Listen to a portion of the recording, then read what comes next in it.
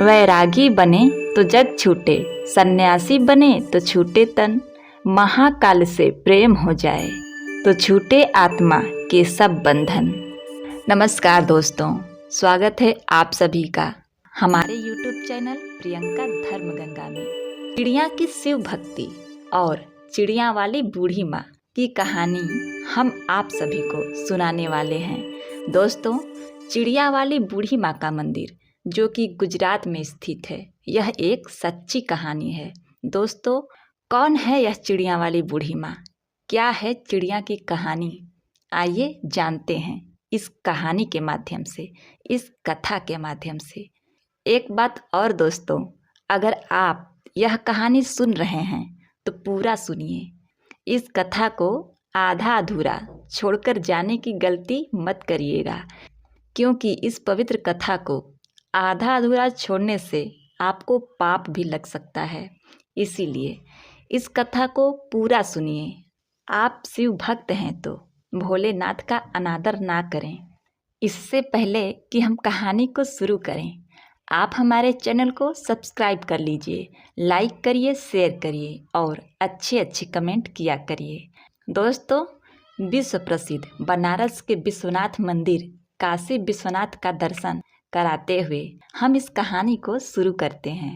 प्रीति करो महादेव से, मत मांगो फल दाम, तज कर फल की कामना, करिए भक्ति निष्काम। एक गौरैया पक्षी का जोड़ा एक बड़े से शिव मंदिर में उसके पास स्थित पेड़ पे रहा करती थी। और उस शिव मंदिर में जब भी पूजा पाठ सुबह शाम, जब भी आरती होती, तब वो दोनों पक्षी, वो दोनों चिड़िया उस मंदिर में आते हैं और भगवान शिव का आराधना करने लगते हैं और घंटों घंटों बैठे महादेव की भक्ति में लीन रहते हैं। इतनी भक्ति करते, निराधार भक्ति करते कि उन्हें अपने तन मन का, अगल बगल के होशो हवास का कोई पता नहीं रहता। उन दोनों पक्षियों का रोज का यही नियम था।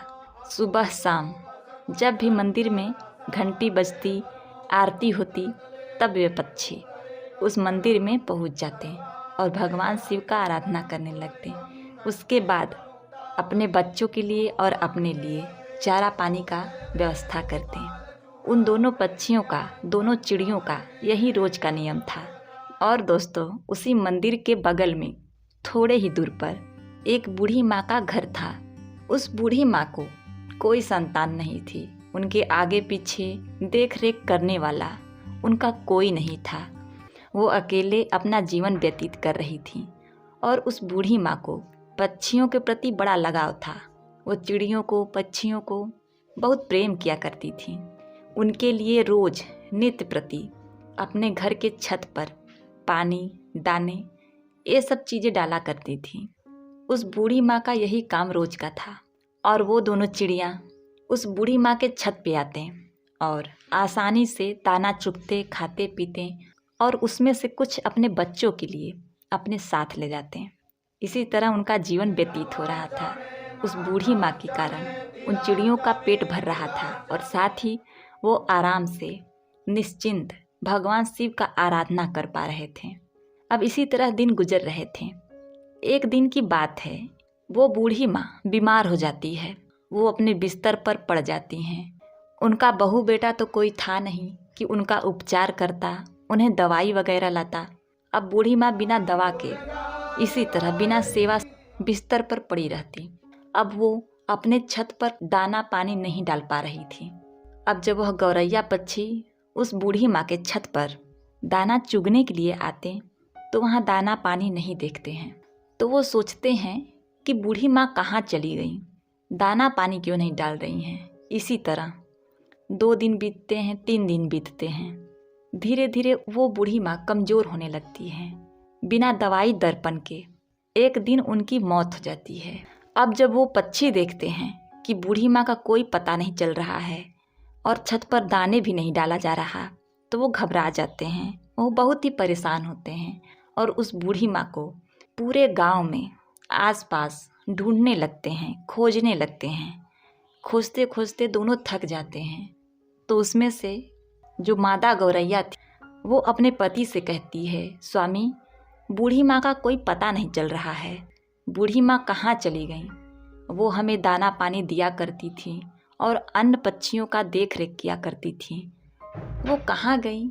हमने इतना उन्हें ढूंढा लेकिन वो मिली ही नहीं। अब हम क्या करें? उस गौरैया का पति कहता है कि प्रिय, हमने हर जगह बूढ़ी माँ का तलाश किया, बूढ़ी माँ कहीं नहीं मिली। एक जगह हमने उन्हें नहीं देखा, उनके खुद के घर में। हमें उनके खुद के घर में जाकर देखना चाहिए, शायद वो बीमार तो नहीं। अब यह कहने के बाद वह गौरैया पक्षी बूढ़ी माँ के घर चले जाते हैं और जब अंदर जाके देखते हैं तो बूढ़ी माँ अपने बिस्तर पर लेटी हैं। उनके शरीर में कोई हलचल नहीं।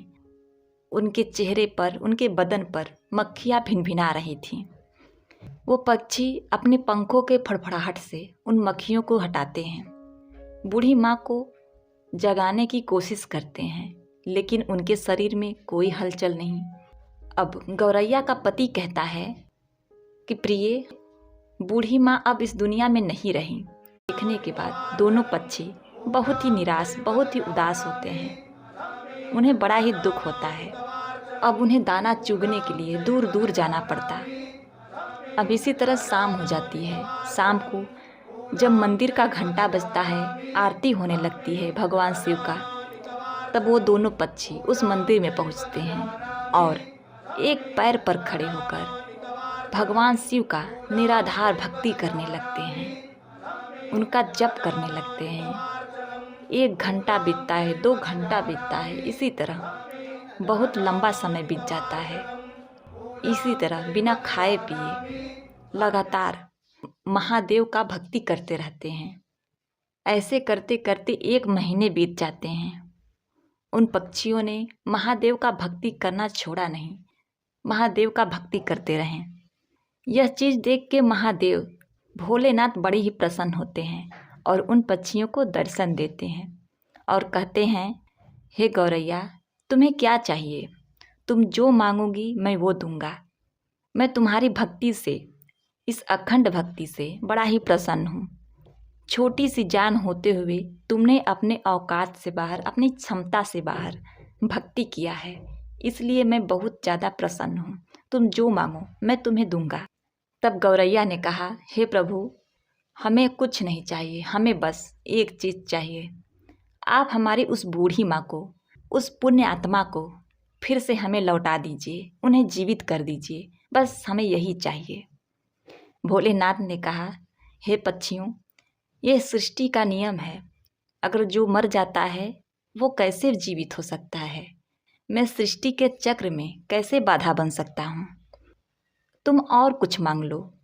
तब उस चिड़िया ने कहा, नहीं भोलेनाथ, हमें कुछ नहीं चाहिए, हमें बस हमारी बूढ़ी माँ चाहिए और कुछ नहीं। आप हमें वापस कर दीजिए।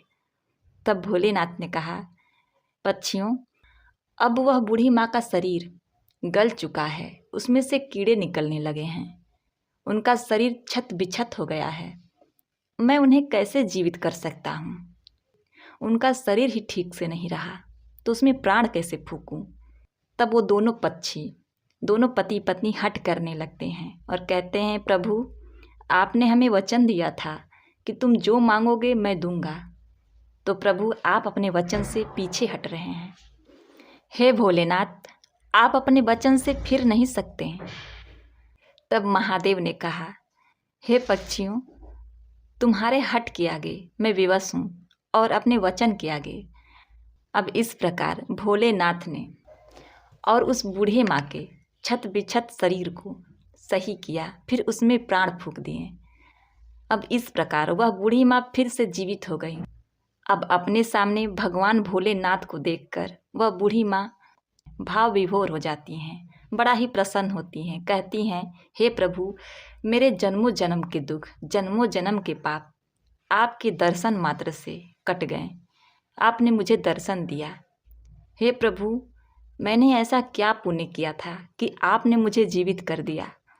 तब भगवान शिव ने कहा, हे बूढ़ी माँ, तुम्हें मैंने तुम्हारे कारण नहीं जीवित किया है, मैंने तो तुम्हें उन दोनों पक्षियों के लिए जीवित किया है। उन दोनों पक्षियों ने मेरा निराधार भक्ति किया, दिन रात बिना अन्न पानी ग्रहण किए मेरी पूजा की, एक पैर पर खड़ा होकर मेरा आराधना किया। इसी कारण मैंने उन्हें आशीर्वाद दिया। उन्हीं की वजह से तुम आज जीवित हो, इस धरती पर हो। वो पक्षी कोई और नहीं जो तुम्हारे छत पर, जो गौरैया पक्षी का जोड़ा रोज दाने चुगने आता है, उसी ने ये भक्ति की है, उसी के कारण तुम आज जीवित हो। अब उस बूढ़ी माँ ने दंडवत प्रणाम किया और फिर भोलेनाथ वहाँ से अंतर ध्यान हो गए।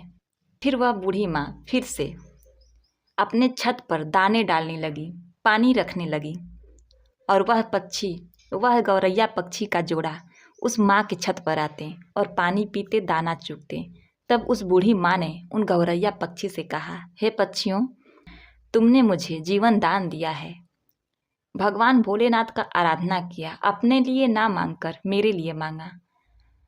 हे पक्षियों, मैं ये चाहती हूँ तुम मेरे घर पर ही वास करो और नित्य प्रति मेरे आँखों के सामने रहो।